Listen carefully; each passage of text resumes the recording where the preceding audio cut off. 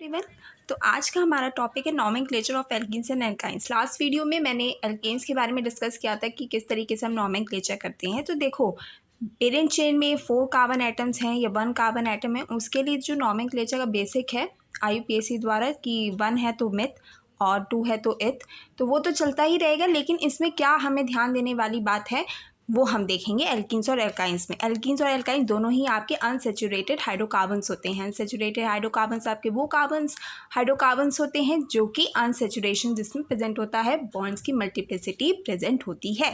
ठीक है, तो बढ़ते हैं आगे। एल्कीन्स जिसमें आपके डबल बॉन्ड्स प्रेजेंट होंगे। ठीक है, तो एल्कीन्स में आपको ये ध्यान देने वाली बात है कि पेरेंट चेन तो आपका वही कंसेप्ट लगेगा, लेकिन इसमें एक कंसेप्ट और इंक्लूड हो जाएगा कि आपको पेरेंट चेन वो कंसिडर करनी है जिसमें maximum number of carbon atoms हो प्लस डबल बॉन्ड को भी इंक्लूड करना है। मतलब कि इसका जो इम्पोर्टेंस है इस बात की आपको आगे पता चलेगी। ये हमारी पेरेंट चेन होगी, ये तो सीधा सीधा दिख रहा है। अब नंबरिंग हम इस तरीके से करेंगे, आप 1 2 3 4 भी कर सकते हो, 1 2 3 4 भी कर सकते हो। लेकिन क्या बात ध्यान देने वाली बात है कि जो डबली बॉन्डेड कार्बन होगा उसको हमें कम से कम नंबर देना है। तो हम नंबरिंग कैसे करेंगे?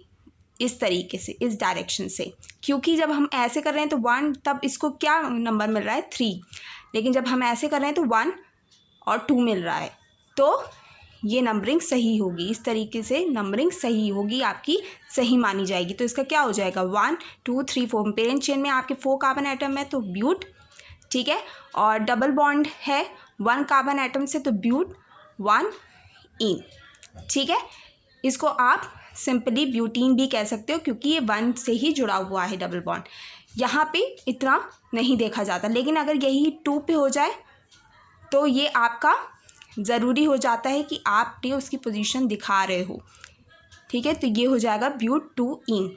ठीक, अब मैंने क्या बात बोली थी कि आपको कम से कम नंबर कार्बन देना है, प्लस आपको वो पेरेंट चेन कंसिडर करनी है जिसमें आपको maximum number of carbon atoms के साथ साथ डबल बॉन्ड भी मिल रहा हो। देखो, जब हम इधर से जा रहे हैं 1 2 3 4 5, ये 5 पेरेंट चेन अगर हम कंसिडर करते हैं तो 5 कार्बन एटम्स मिल रहे हैं प्लस डबल बॉन्ड भी मिल रहा है।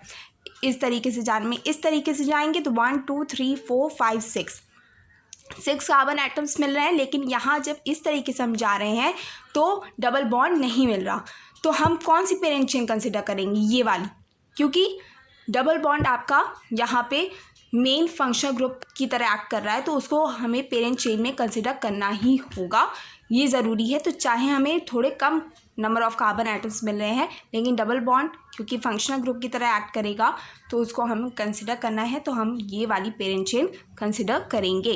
और प्लस हमें दूसरी बात क्या ध्यान देनी है, इस तरीके से नंबरिंग करनी है कि डबली बॉन्डेड कार्बन एटम्स को कम से कम नंबर मिले। तो अगर ऐसे करेंगे 1 2 3 4 तो 3 4 मिल रहा है, लेकिन इस डायरेक्शन से करेंगे तो 1 2 3 तो 2 3 मिल रहा है। तो कौन सी नंबरिंग सही होगी? इस डायरेक्शन से, यहाँ से करने वाली 1 2 3 4 5। ठीक है, तो क्या हो जाएगा, आप फिर इसकी भी नंबरिंग कर सकते हो। देखो, पहले तो आप लिखोगे 4 जो है, 4th पे आपको ये सब्स्टिट्यूएंट मिल रहा है, इसकी नंबर क्या हो जाएगा 1 2 3 4। तो ये करेंगे हम 4 ब्यूटाइल, ठीक है, 4 ब्यूटाइल पेंट और 2 से जुड़ा हुआ है तो पेंट 2 इन। इसका नॉमेनक्लेचर क्या हो जाएगा 4 ब्यूटाइल पेंट 2 इन। समझ आया? अब देखो, एल्काइंस में भी यही करना रहता है। एल्काइंस में क्या करना रहता है कि पेरेंट चेन कंसिडर करोगे, वही डबल बॉन्ड वाला कंसेप्ट लगेगा कि इसको कम से कम number of carbon atoms come से कम नंबर मिले, प्लस पेरेंट चेन में ये इंक्लूड होना चाहिए। ठीक है, तो 1 2 3 4 तो क्या हो जाएगा ब्यूट 1 वाइन।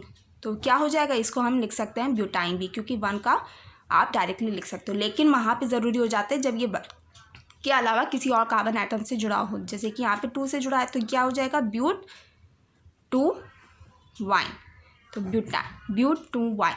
ठीक है, इस तरीके से हमें देखना रहता है। प्लस ये कंसेप्ट भी लगेगा कि ट्रिपल बॉन्ड आपके पेरेंट चेन में कंसिडर होना चाहिए, पेरेंट चेन में इंक्लूड होना चाहिए, वरना आप उसको ठीक है 2 पे होगा तब ट्रिपल बॉन्ड आप कंसिडर करोगे। और पेरेंट चेन में आपका ट्रिपल बॉन्ड आपका आना ही चाहिए, या डबल बॉन्ड है तो डबल बॉन्ड आना ही चाहिए। प्लस कम से कम नंबर मिलने चाहिए डबली या ट्रिपली बॉन्डेड कार्बन एटम्स को। थर्ड थिंग कि अगर डबल बॉन्ड और ट्रिपल बॉन्ड दोनों प्रेजेंट है तो प्रायोरिटी किसको देनी है, दोनों बॉन्ड्स कंसिडर होने चाहिए पेरेंट चेन में, प्लस प्रायोरिटी अगर देने वाली बात आती है तो किसको देंगे, ट्रिपल बॉन्ड को।